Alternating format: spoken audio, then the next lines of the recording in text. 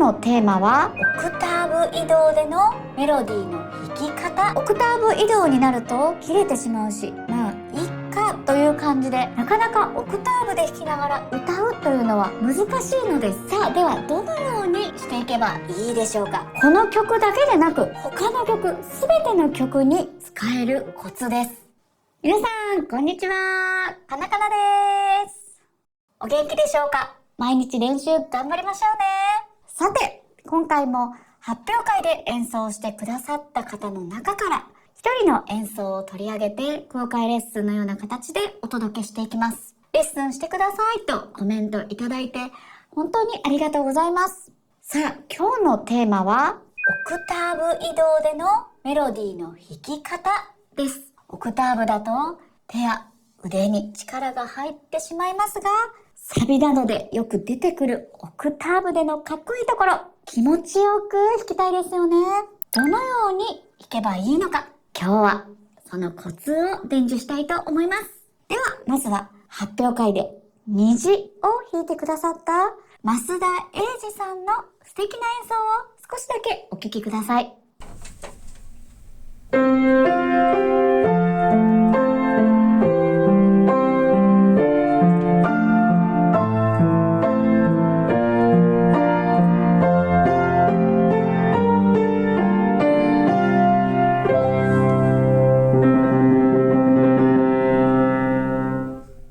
増田さんはお友達の結婚式で弾かれるために一生懸命練習されたそうです。こんな素敵な演奏をお友達がしてくれたら会場もとても和んだと思います。増田さんは右手と左手のバランスがとっても良くて、メロディーが温かく心に響く演奏をされていました。オクターブの弾き方がもっと力を抜いてコツが分かっていたらさらに良くなるなと思い、レッスンさせていただこうと思います。この冒頭の部分、ずっと右手オクターブで弾いて、しかも和音が入ってくるので、手も広げなければいけませんし、弾くことに必死になってしまいがちのところなんですね。この部分です。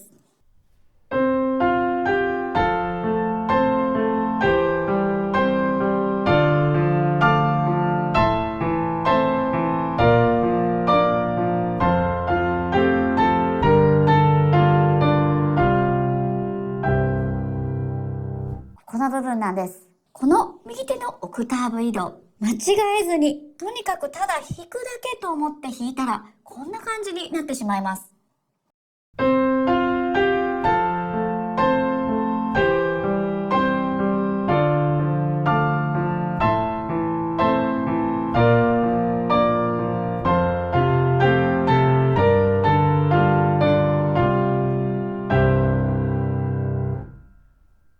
音は間違っていないんですが、なん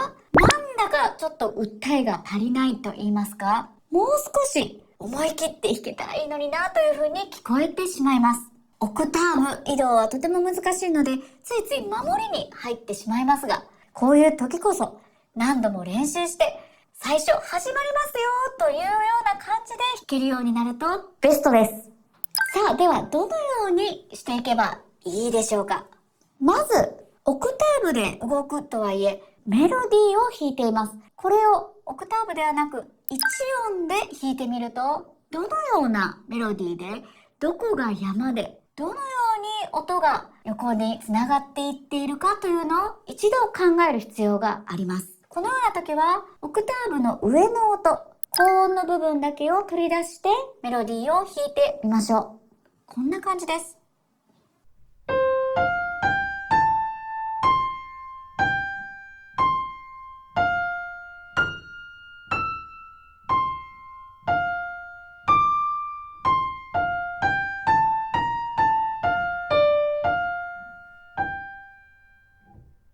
このようにメロディーがどのように動いているかというのを自分の耳で一度確かめてみましょう。そしてこのメロディーを一度声に出して歌ってみるのも一つの方法です。特にここの部分は、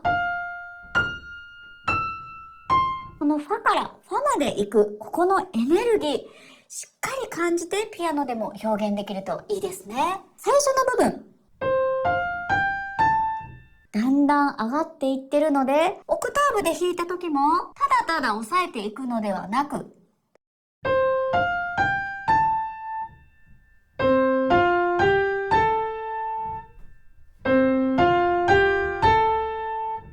のようにどのように歌いたいかというのを明確にしてからオクターブでも弾くようにしましょう。ペダルがないとオクターブで弾いているので切れてしまいますよね。このようになってしまいますが、しっかりペダルでつなげて、先ほど単音で弾いたような歌い方と同じように弾く。これがとっても大切になります。オクターブ移動になると切れてしまうし、まあ、いっかという感じで、なかなかオクターブで弾きながら歌うというのは難しいのです。ですが、今のように単音で弾く。そして両手でその音を弾いてみる。そしてその音に似せるようにオクターブで練習する。こうすればかなり綺麗に弾けるようになります。さあでは続いてのところ行ってみましょう。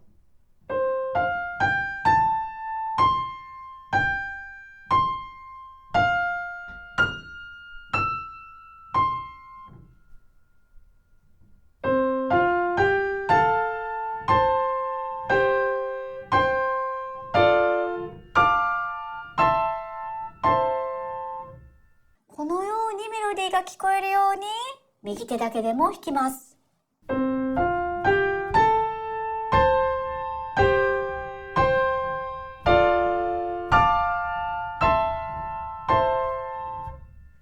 ここは和音も多いですし、少し難しいところではあります。今、私の手首、この腕の方を見て気づかれた方はいるかもしれませんが、響かせたい音の時にしっかりとここも使って弾いています。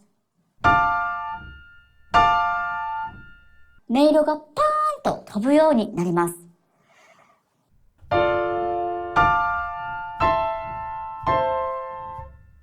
ここもしっかり使いながら、どのように音を響かせていきたいか、しっかり気持ちの中で決めて弾くようにしましょう。これがもしなかったらこんな風になってしまいます。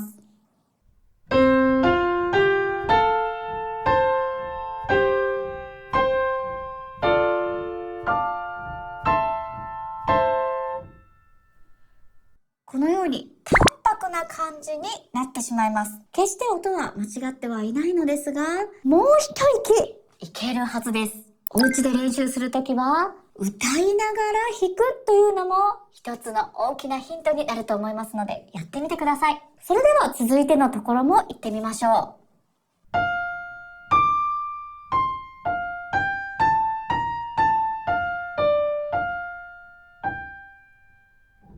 この部分は山がファソラと上がってシラファレでまた山を下って穏やかになるところです。単音で弾いてどのようにメロディーが動いているのかよく確かめてみましょう。もう一度弾いてみます。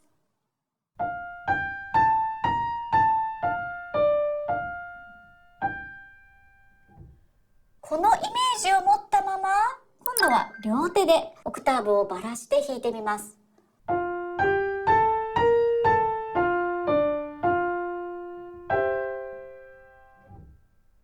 このイメージのまま片手だけで弾いてみます。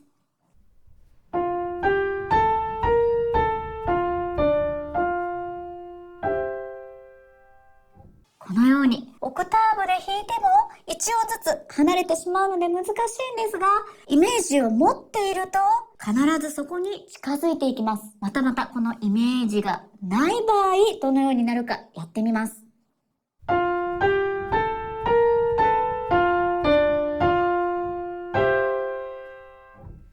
この違いは大きく分かっていただけると思います。このようにしてオクターブで弾くときにしっかりとメロディーのラインを気をつけながら弾くととてもいい演奏に変わりますよ。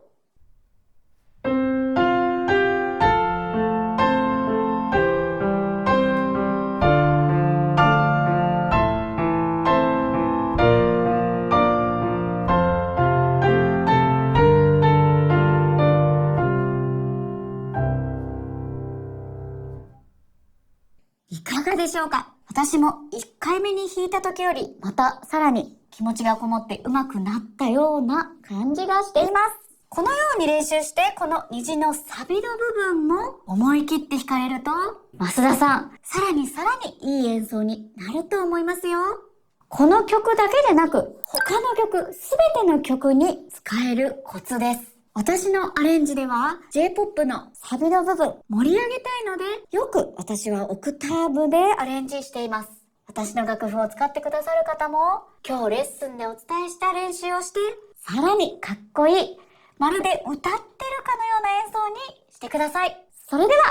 また次のレッスンで頑張ろう。